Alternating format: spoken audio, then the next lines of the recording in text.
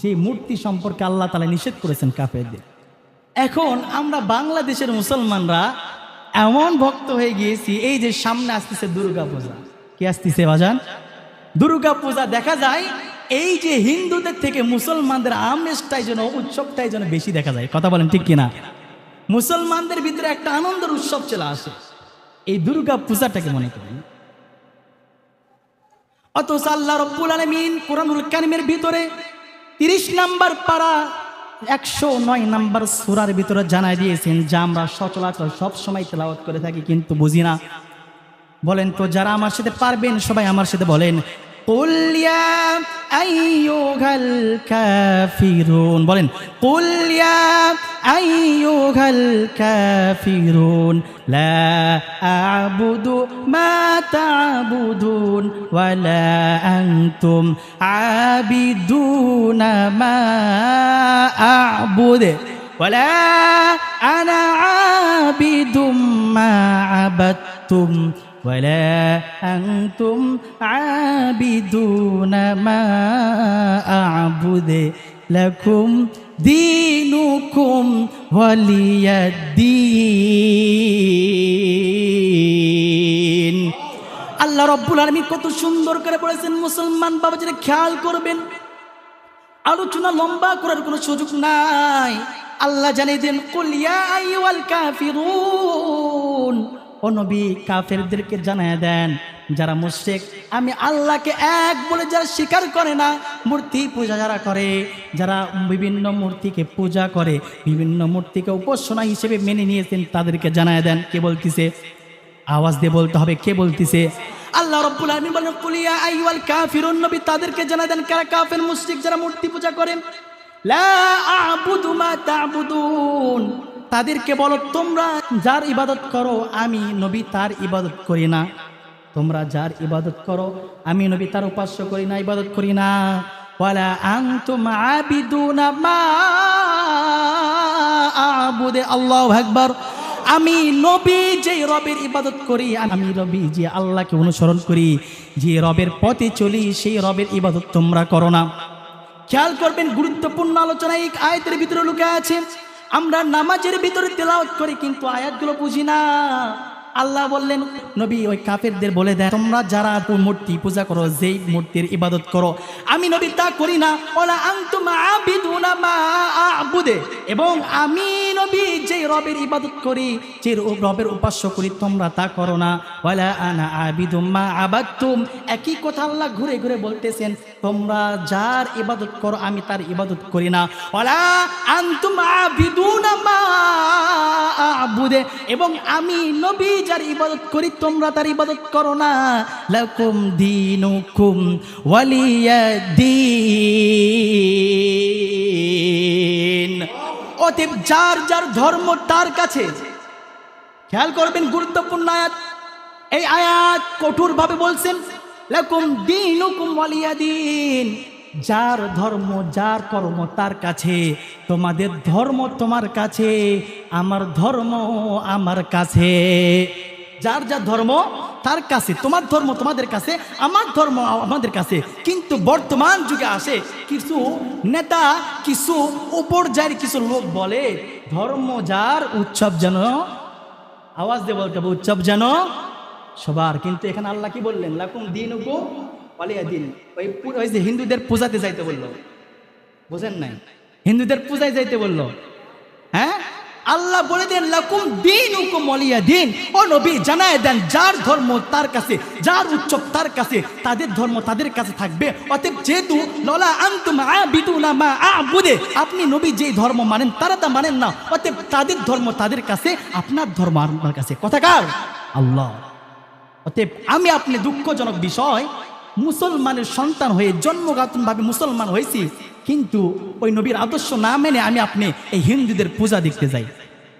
এই আমাদের এই সোলারটার মানে কেউ যায় না, হ্যাঁ, কেউ যায় না।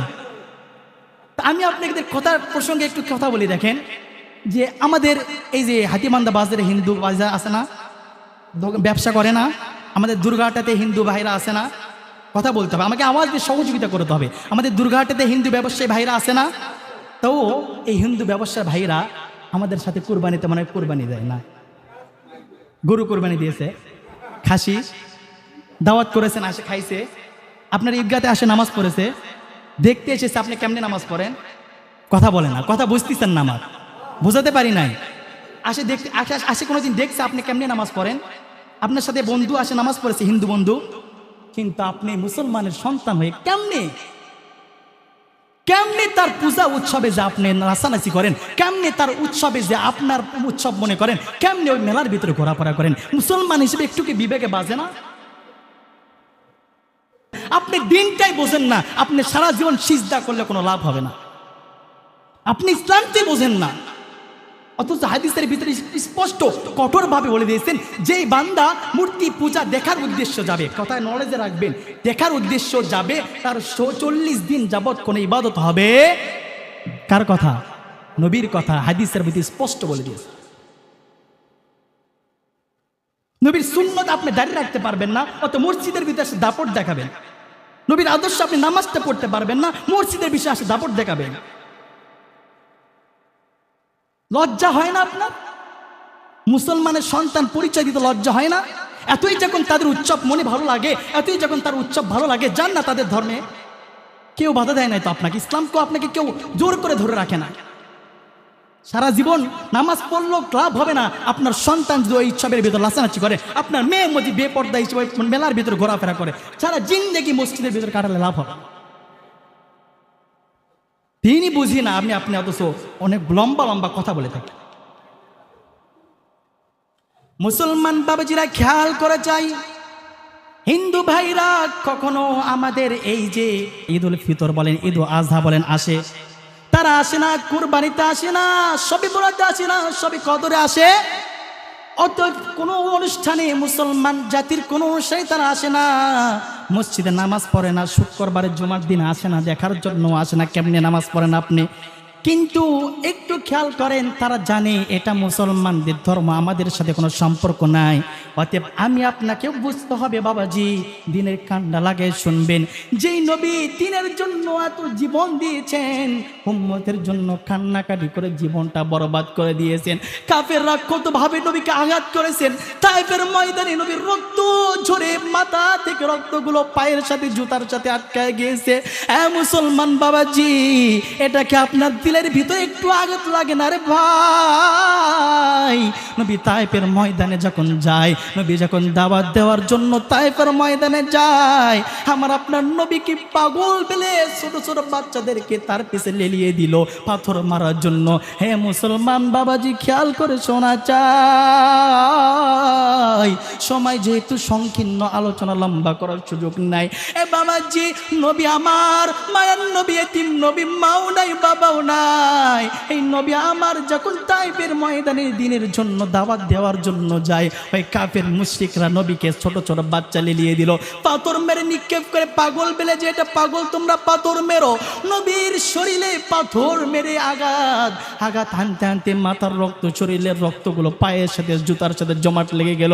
নবী আমার জায়গায় জায়গায় পড়ে পড়ে হুঁশ হারায়া চলে যায়। হ্যাঁ মুসলমান বাবাজি, এমন তো অবস্থায় নবী আমার এক পাহাড়ে চূড়ায় গিয়ে বসলো। ফেরেশতা ডাকতে বলে, ইয়া রাসূলুল্লাহ, আপনি শুধু হুকুম দিয়ে দেন, আমি বাতাসের ফেরেশতা নিয়ে এসেছি। আল্লাহ হুকুম দিয়েছে, আপনি যদি বলে দেন, আপনি যদি বলেন, আমি ফেরেশতাকে বলবো, এমন জোরে বাতাস দিয়ে দিবে, ওই তায়েফবাসী ধ্বংস হয়ে চুরমার হয়ে যাবে, তায়েফের কোনো অস্তিত্ব থাকবে না, ওই জাতির কোনো অস্তিত্ব থাকবে না। মায়ার নবী উম্মতকে কত ভালোবাসতো জানেননি? নবী বলতেছেন, না গো জিবরাইল, না না, এরা হয়তো আমি নবীকে বুঝি না, কিন্তু নতুন প্রজন্ম যারা আসবে, নতুন সন্তান যারা জন্মগ্রহণ করবে, এরা হয়তো আমি নবীকে বুঝবে।